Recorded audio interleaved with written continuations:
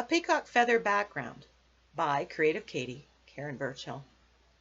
I create this background using stamps and Dylusion Paints.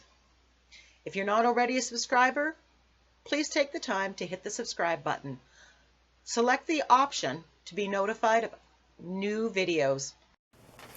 Okay, the other night I created the curvy pages in my altered book, and as I do when I add curvy pages to my journals, I kind of go with the same color scheme. I kind of add one color, drop one color as I go through, so there's that kind of cohesiveness. So today I want to recreate this peacock page. I'm just going to zoom in a little bit. I love, love, love this page, and I hope that you can see the beautiful colors that come in this page. And it just doesn't seem to capture the depth on there. So I'm going to do that. Now I'm going to do something that I rarely do on my page, and I am not going to gesso it.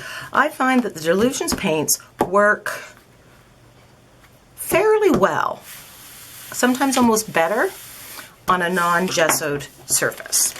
So I'm just going to put that here, and I'm going to have the paint, I'm going to shake it, open it up, and have it over here where I'll be using the applicator. And I have many homemade ones. So this, I have the one purchase, but I just buy the circular felts. And on this one, you can see that I put it on an old wooden spool. And on here, I put it on some old teacher stamps. I just ripped off the stamp and added Velcro that catches.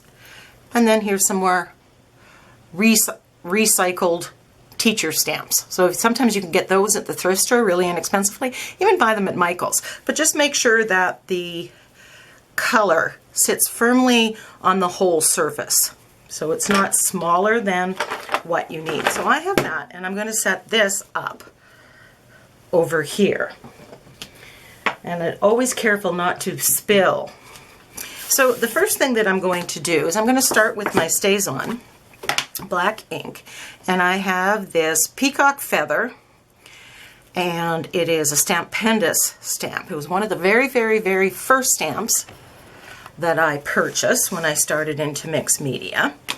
So I am just going to stamp this on the page, some of it off the page, and while I'm going for a good print, I'm not going to cry about spilled milk. And now one thing I'm going to do is I'm going to make the feathers go both upwards and downwards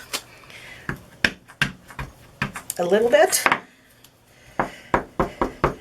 I didn't do that on the last page, and I'm thinking that it could have happened.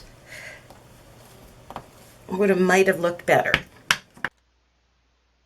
So I keep stamping, turning the feather stamp this way and that way, going up and going down. I'm thinking I might have done it a little too close, but at the end it is perfectly fine. Like I said in the captions, depending on how many layers of Dylusions paints you use, more or less of this stamp will disappear. So I'm applying Calypso Teal to the background, and I've discovered that very light pressure, very little paint is the way to go. You can always build up layers, build up depth of color, but less is definitely more. If you press too hard, the applicators, the foam felty applicators, tend not to last very long. So gentle, light pressure. And it's taken me a bit of time to get used to that.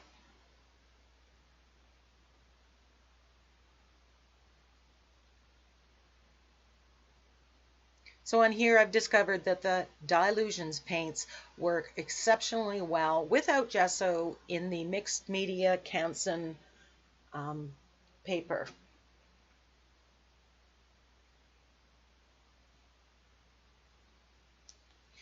Just cleaning off the applicator. I'm dipping it in a little bit of water to get it out, and I'm putting the unused paint or the leftover cleanup paint into a coffee filter, which I then use for my collaging.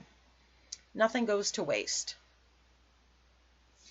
So I'm bringing out the other colors that I have, and I'm showing you that the Calypso Teal and the Vibrant Turquoise are different colors. You could have one or the other. By accident, I ended up with both, and they do have different colors. One is more blue, one is more green. So I'm adding cut grass here, and very, very lightly. I don't want this to take over.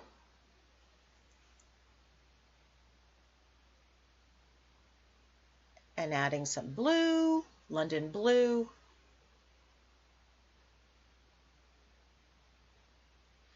I will also be adding some vibrant turquoise and crushed grape, the purple. And I'm just building up. And I'm keeping the applicators there, and I can come back and add more color. And I'm just playing to see till I get to what I like. So there's the London blue, and it's a very strong color. So you've got a light touch, and I'm learning.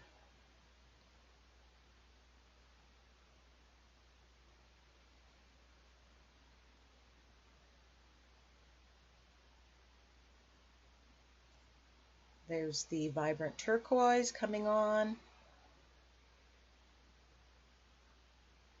And as you can see, you can still see the stamped image in the background.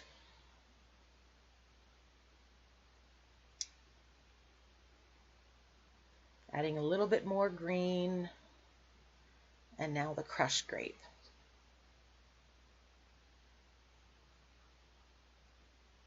I'm not sure I like the big open containers. You do definitely have to spend some time and think about how you're going to set it up so that you don't end up with an accident and spilling the paint.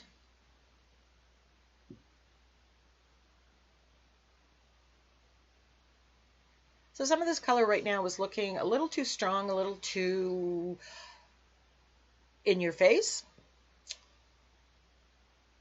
Playing with the idea of stenciling through some of my Peacock stencils, and nope, I'm going to go back to my original thought, stamping. So I'm getting my black Dylusions paints and the applicator, and I found that putting the paint on the applicator and then onto the stamp works wonderfully well.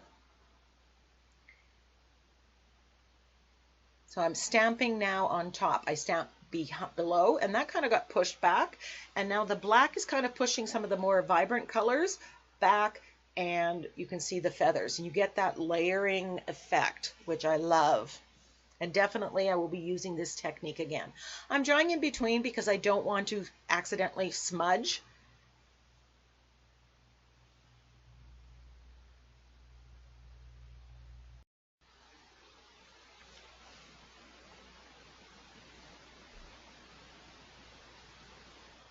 Just adding more as I go. And I apologize for the shadows in here. And the distortion of the lights. I am not sure what's going on, but I'm trying to fix it. Stamping off the page, it just makes it look more complete. Now I'm trying to get on the edge, and this is one of the problems with the spiral art journals and the like. And I'm kind of determined, but because it's acrylic paint, because I've let it cure for a little while before I went and put the stamps on, I am able to lift it up. I'm also able to lift it up very easily because it's the acrylic paint, not the StazOn ink pad. So now that I am done with the stamping, I'm just using the blending tool and edging it with black. So there is the picture. Love it.